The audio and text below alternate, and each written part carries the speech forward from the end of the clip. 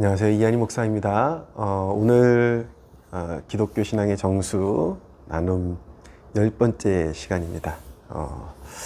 오늘 중심 주제는 하나님의 섭리입니다. 하나님의 섭리는 무엇입니까? 라는 질문에 대해서 우리가 이제 대답을 찾아가는 과정인데, 이것을 잘 묵상하면 우리가 살아가면서 모든 일에 어그러지는 것 같아도 하나님이 참 잘 다스리실 것을 우리가 신뢰할 수 있는 이유를 발견할 수 있게 됩니다.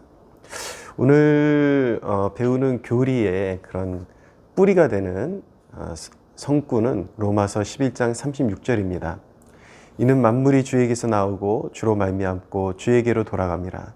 그에게 영광이 세세히 있을지어다. 아멘. 결과는 원인의 모든 것을 빚지고 있습니다. 하나님은 이 세상에서 이루어지고 행해지는 모든 일에 있어서 결과가 아니라 원인이십니다. 여기서 중요한 것은 하나님이 이 세상에서 일어나는 모든 일의 원인이 되신다라는 것입니다. 하나님은 또한 모든 것이 존재하는 최종 원인이십니다. 그를 위해 모든 것이 있습니다.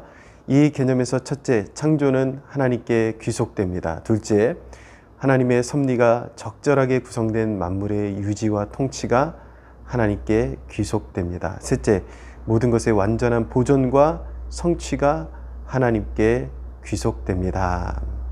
자, 여기서 배우는 첫 번째 교리는 이것입니다. 하나님은 확실한 섭리를 갖고 계시는데 그로 인해 만물을 돌보시고 자신의 영광으로 인도하십니다. 여기에 대한 부연을 쭉 읽어보면, 대의에는 항상 목적에 대한 고려가 있고 목적을 달성하기 위한 수단의 순서와 함께 그것의 유효 의지가 있습니다. 만일 하나님이 피조물을 지으시고 후에 돌보시지 않거나 지도하고 다스리지 않으셨다면 창조의 역사는 헛된 것이 될 것입니다.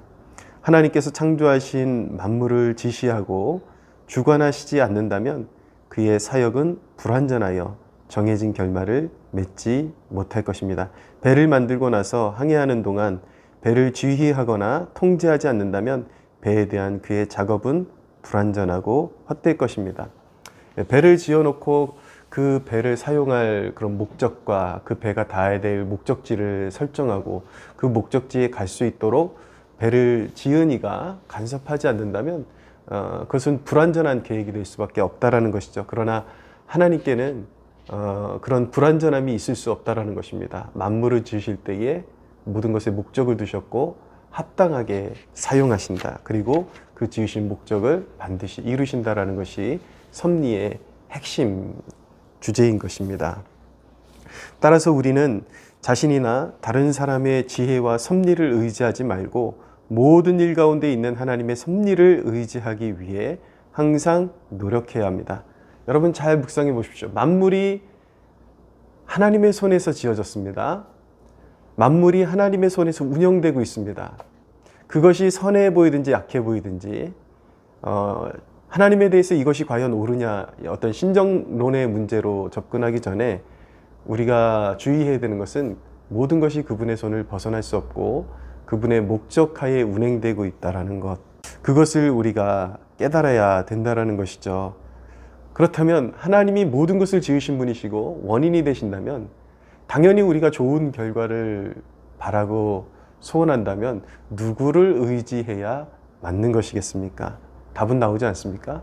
당연히 만물을 자기의 뜻대로 주관하시는 하나님을 의지해야 좋은 답이 나올 수 있게 되는 것이죠. 잠언 16장 9절에는 사람이 마음으로 자기의 일을 계획할지라도 그의 걸음을 인도하시는 이는 여호와시니라 라고 말씀하고 있습니다. 선이든 악이든 선한 의도든 악한 의도든 그것은 하나님의 뜻을 벗어날 수가 없습니다. 악인이 자신의 마음대로 계획을 세운다 할지라도 궁극적으로 그 뜻을 이룰 수는 없는 것입니다. 에스더에서에 보면 하만이라는 인물이 나오죠. 이 아말렉 자손 하만이라는 인물이 모르드게를 비롯한 유다인들을 다 진멸할 계획을 세워도 결국은 누가 나무에 달렸습니까? 하만이 나무에 달렸습니다. 악인이 자기의 길을 계획할지라도 결국 그것은 하나님의 섭리로 말미암아 하나님의 뜻에 이바지할 수밖에 없는 것입니다.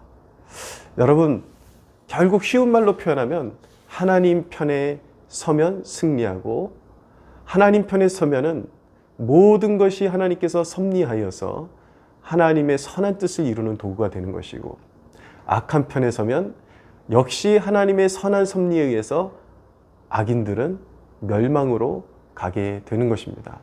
모든 주권이 하나님께 있다라는 것이죠. 모든 것을 운영하는 그 영적 통치력이 하나님께 있다라는 것입니다. 바로 그렇기 때문에 섭리는 우리의 겸손과 경건의 근거가 되는 것입니다. 좀 더 알아듣기 쉽게 말씀드리면, 하나님께 잘 보이면 그 마지막은 승리고, 하나님께 밉보이면 그 마지막은 멸망이 될 수밖에 없는 것이죠. 여러분은 누구를 위해서 살아가십니까? 예. 직장 생활하면서 누구 눈치 보면서 직장 생활하고 있습니까? 번번이 사람 눈치 보면서 사람 비위 맞추고, 또 세상의 논리로 세상의 논리에 부역하지 않으면 이 바닥에서 살아남을 수 없다라는 그 원리를 가지고 결국은 계속 하나님을 등지고 살아가고 있지는 않습니까? 잠시 잠깐 그런 방식으로 좀 뭔가 얻을지는 모르겠지만 결국은 빼앗기게 되어 있습니다. 하나님을 의지하고 하나님을 경외하는 그런 백성들의 그런 삶뿐만 아니라 그들의 후손의 삶까지도 하나님께서 책임져 주시는 것이 하나님의 능력이요 하나님의 뜻인 것입니다. 두 번째 교리입니다. 하나님의 섭리에는 의도뿐만 아니라 목적 달성도 포함됩니다. 하나님의 섭리는 가장 완전해서 항상 의도한 바를 합당하게 이루시기 때문입니다. 반면 인간의 뜻은 불완전해서 종종 그 목적에 도달하지 못하고 다른 원인에 의해 방해를 받습니다. 네. 좀 전에 제가 설명드린 것에 대한 부연이라고 조금 말씀드려도 되겠죠. 하나님은 항상 완전하셔서 의도한 바를 합당하게 이루시고, 인간의 뜻은 불완전해서 그 목적에 도달하지 못하고 다른 원인들에 의해서 방해를 받게 되는 것입니다. 우리가 누구 편에 설 것인가, 누구의 뜻대로 살 것인가, 세상의 그런 무수한 소리 소문들의 귀를 기울일 것인가, 하나님의 말씀에 뿌리를 받고 그 말씀을 쫓아갈 것인가, 잘 묵상해 보십시오. 세 번째 교리입니다. 하나님의 이 섭리는 만물에 미칩니다. 선하고 지혜로운 가정의 주인이 자기 집에서 하는 모든 일을 돌보듯이 하나님은 세상 만사를 돌보십니다. 하나님은 또한 우리의 머리털과 같은 지극히 작고 비천한 것들까지 돌보십니다. 그들의 자금 때문에 돌봄에서 제외하지 않으십니다. 때때로 아주 위대한 것은 가장 작은 것에 의존합니다. 여러분, 다윗의 물맷돌 기억하십니까? 다윗의 물맷돌이 골리앗의 그런 정수리에 이마에 정확히 가서 박혀버리죠. 그 거인이 힘없이 맥없이 쓰러지는 모습을 상상해 보십시오. 하나님의 구원은 사람의 많고 적음이나 사람의 지혜에 있지 않습니다. 작은 물맷돌 하나라 할지라도 하나님의 손에 붙들리면 큰 위력을 발휘할 수 있는 것이죠. 그 물맷돌이 정확하게 골리앗의 이마에 관통할 수 있었던 것은 하나님의 통치였고 하나님의 섭리였습니다. 누구의 손에 붙들리냐, 누구의 인도를 받느냐가 그렇게 중요한 것이죠. 그러나 인간이 자랑하는 것, 아무리 위대한 인간도 작은 것 하나 때문에 망할 수 있다는 것도 성경이 분명히 말씀하고 있습니다. 압살롬을 떠올려 보십시오. 그의 키가 수려하고 그의 외모가 수려하고 그의 머리 길이가, 헤어스타일, 머리 길이가 참 아름다웠다. 풍성하고 길고 아름다웠다라고 말씀하고 있습니다. 그렇지만 그의 모든 그런 어떤 인간적인 재능에 비하면 이 머리털이 도대체 뭐길래, 이 머리털이 갑자기 나무에 걸려서 대롱대롱 매달려 가지고 결국 요압에게 죽임을 당하지 않습니까? 그렇게 잘난 것이 많았는데, 그렇게 자랑할 것이 많았는데, 그리고 권력욕도 있어서 하늘 높은 줄 모르고 아버지까지 배신하면서 그렇게 올라가려고 애를 써봤지만 그 교만한 심중에서 나온 계획을 하나님은 물리치시고 그의 보잘것없는 인간이 보기에는 아름다웠을지 모르겠지만 그의 전체 삶에서 관점에서 보면은 별것도 아닌 것 때문에 결국은 인생이 막을 내리고 역사에서 뒤안길로 사라져 버리게 된 것입니다.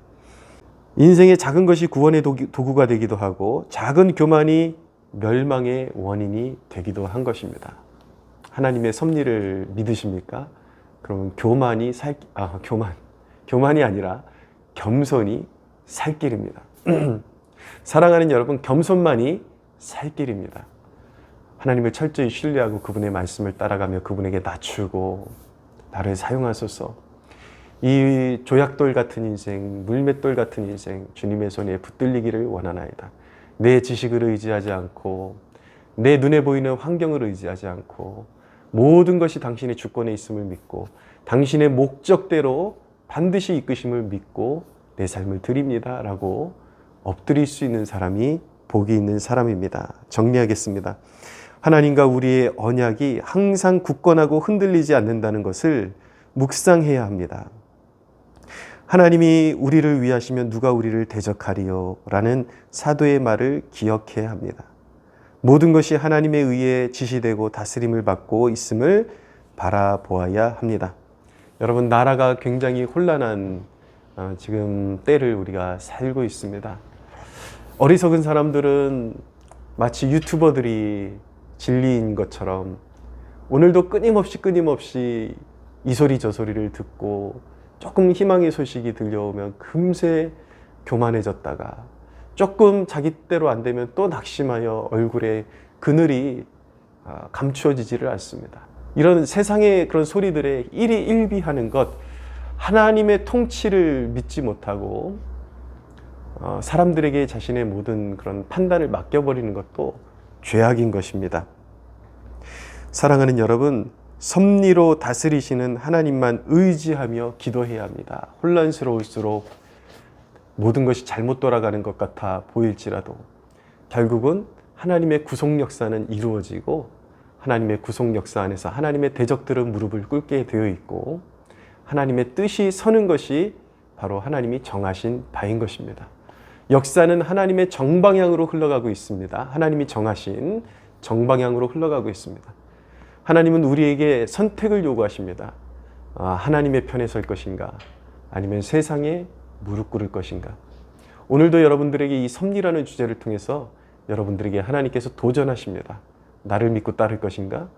세상에 계속 휘둘리는 삶을 살 것인가? 하나님이 지혜로우시고 하나님이 전능하시고 하나님이 통치하신다라는 사실을 여러분들이 믿는다면 말을 좀 줄이십시오. 그리고 적당히 듣고 더 많은 시간을 하나님 앞에 무릎 꿇고 하나님 올바르게 통치하실 줄로 믿습니다. 오늘도 모든 일 가운데 올바르게 통치하여 주옵소서 라고 기도할 수 있는 저와 여러분들 되시기를 주님의 이름으로 축복합니다.